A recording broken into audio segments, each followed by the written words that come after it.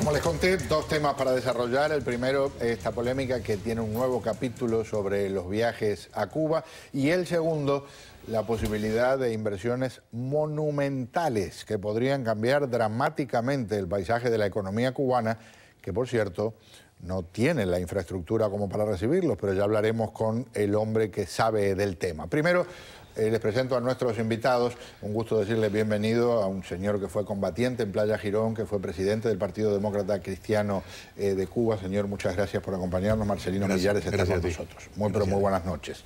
Le digo bienvenida nuevamente a la activista y artista Ana Olema. Un placer tenerla con nosotros. Un placer, tremenda mesa hoy. Muchas gracias por estar aquí con nosotros. Y le digo bienvenido a Emilio Morales, que es presidente del Havana Consulting Group y, digo con todo respeto para los demás, una enorme autoridad en términos de los flujos de dinero hacia la isla. Buenas noches. Buenas noches, Pedro.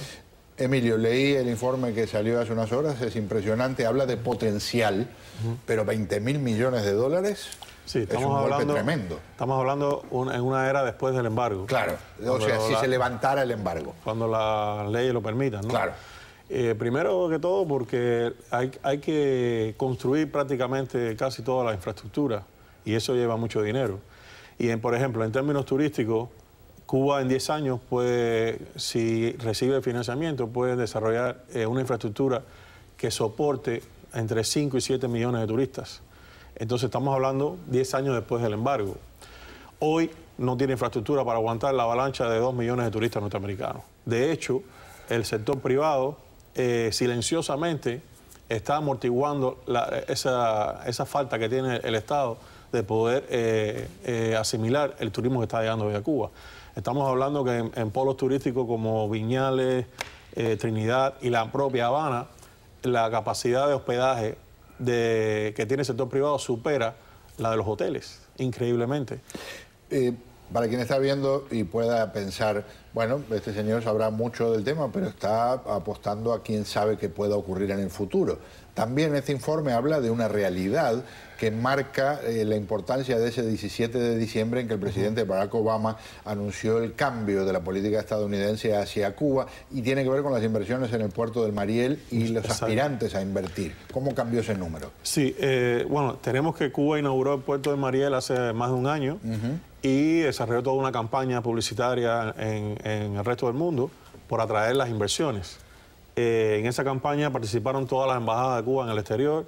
El ministro cubano de Comercio Exterior e Inversión Extranjera viajó por toda Europa, por toda Asia, por Centroamérica, con especialistas, con hombres de negocios de Cuba, promocionando la zona. En un año solo lograron atraer 35 solicitudes que están siendo procesadas. Pero lo curioso es que después del 17 de diciembre, en apenas 4 meses, hay ya más de 300 solicitudes. Entonces, es una muestra de que el deshielo de las relaciones entre ambos países es un catalizador tremendo para las inversiones en Cuba. Sí, ha aumentado un 700% en apenas 4 meses. Y la realidad es esa. Han ido delegaciones de España, de México, de Brasil, de China, de Rusia, de Estados Unidos, varias de ellas, de diferentes gremios empresariales, de gobierno, etcétera, etcétera. Mientras se habla del deshielo, hay quienes tratan de mantener la temperatura lo más bajita posible para que el hielo se mantenga como está y no se derrita. El congresista republicano Mario Díaz Balart ha presentado una enmienda en un proyecto de ley enorme sobre transporte en Estados Unidos para tratar de bloquear el aumento de los viajes a Cuba. Señor Millares, sé que usted está a favor de que haya más viajes. ¿Qué le parece lo que es este planteo? Además, ¿qué tan realista puede ser en todo caso en un marco de que se está viendo más flexibilidad a nivel de Congreso? Yo creo que en este momento, mientras durante muchos años los que hemos creído de que la solución del problema de Cuba está entre nosotros los cubanos, y precisamente para que esté entre nosotros los cubanos hay que quitar el elemento de los norteamericanos, del gobierno norteamericano, hemos estado minoría, ahora estamos en la corriente. Creo que este proyecto de ley, con todo el respeto al representante Mario Díaz Balart, está en contra de la corriente, en contra de la opinión pública en Cuba. El 97% de los cubanos, de los ciudadanos cubanos, ven un rayo de esperanza Cierto o no, pero ven un rayo de esperanza en lo que está pasando. Yo creo que sí, yo creo que hay un rayo de esperanza, que a lo mejor tiene un número de 20.000 millones, o sabe Dios los millones que sean, y en realidad no es solamente económico, es un rayo de esperanza en que se abren puertas. Se abren puertas para un futuro. Menos enrarecido. Exactamente, una situación en la cual no había esperanza de ningún tipo. Después del 17 de diciembre se abre, y por eso el 97% de los cubanos allá y más del 50% de los cubanos aquí estamos por esa apertura, por ese deshielo y todo lo que sea una situación en la cual podamos políticamente resolver el problema. Si el problema es político, no hay otra manera que resolverlo como no sea precisamente hablando. Hablemos con Ana ahora entonces. ¿Cuánto hace que llegaste de Cuba? 2 años. En estos 2 años has mantenido, viviendo aquí en Estados Unidos, el mismo punto de vista con respecto a las relaciones entre los gobiernos. Yo pienso que, yo pienso que el proyecto de ley tiene un problema, y es que ninguna ley debería coartar lo que es la libertad individual de movilidad. Eso es una realidad. Y además que parece no viable porque la gente siempre ha buscado la manera de viajar, busca terceros países, la gente mandaba dinero en absorbentes, cosas así, ¿no? Y pasa por una línea muy delicada que es la familia. Pero eso también, hay una ley que está sustentada de que el presidente puede levantar el embargo, bajo ciertos requisitos que son, por supuesto, lo que son las elecciones libres y competitivas y todo lo que sabemos, la libertad de los presos políticos, la autorización de la prensa independiente. Eso también es una ley que está ahí y que hay que ejercerla. O sea, eso yo pienso que es lo que ha pasado. Cada persona es libre de ir a Cuba, aunque Cuba sea, digamos, uno de los 10 países más represivos del mundo, ¿no?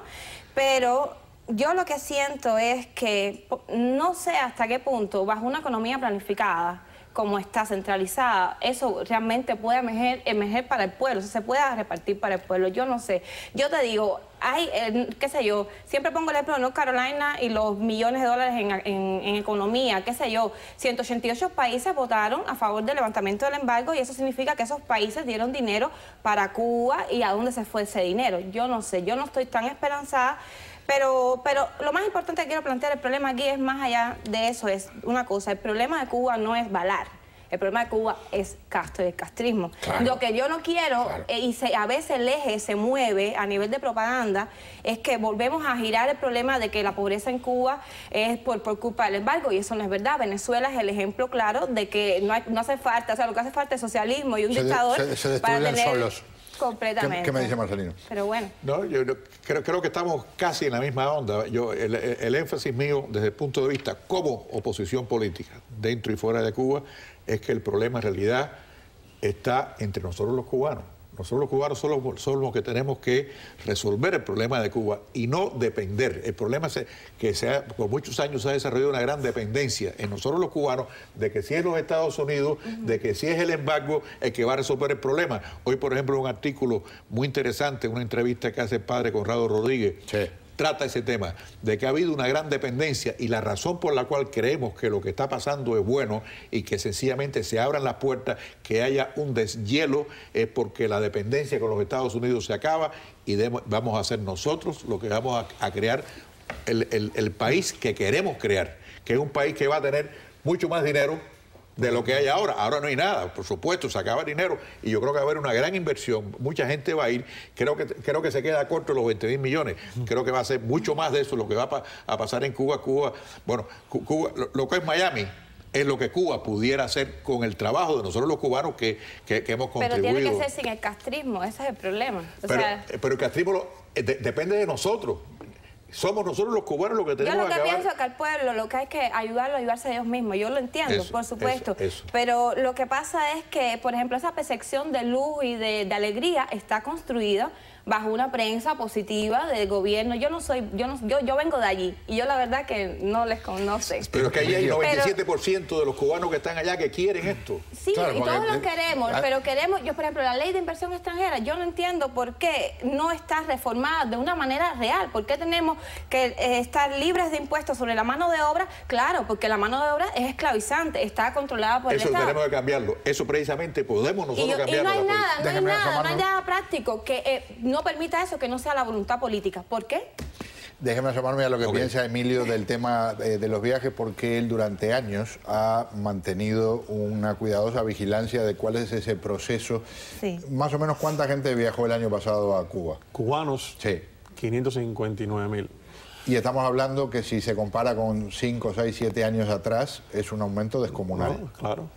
Estamos hablando de 100.000 cubanos hace 5 años. O sea que en la práctica También han emigrado muchos cubanos. se ha en los últimos 10 multiplicado años. por 5, Exacto. digamos, en cuestión Y de... es la nueva generación Mira, la que viaja. yo tengo una propuesta, porque no es quedarse... Proponga. Sí, porque la última vez me dije, yo tengo una propuesta. El problema está en dos cosas. Para mí, el Congreso tiene que hacer presión porque hay una serie de pautas que hay que cumplir. Pero debería ir a donde les duele más al castrismo como tal. Y lo otro es educación, como dice mi padre. Y tenemos 2 millones de cubanos aquí y no se ha hecho un activismo fuerte con la comunidad de aquí. Tú puedes poner las leyes más duras y decirle, no viajes por aquí, qué sé yo, pero nada como una conciencia convencida de qué es lo que hay que hacer correcto y correctamente. Y los activistas ir a hacer activismo dentro de Cuba el que quiera viajar. Eso es una no hay libertad contradicción, individual. porque la tercera pata es la más importante.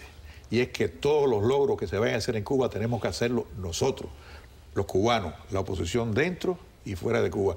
Y es imparable, ese medio millón de cubanos que van allá, las remesas de 5.000 millones que mandan para allá. Señores, eso es imparable. Lo que tenemos es que dentro de esa realidad, cambiar la realidad políticamente y tumbar a los Castro, de alguna manera cambiarlo. Se van a cambiar porque van a morir tarde o temprano. Pero bueno, viene lo castrismo. Pero lo importante es lo que yo quiero decir, y ahí hay un punto, la única discrepancia que tengo contigo: olvídate del Congreso norteamericano.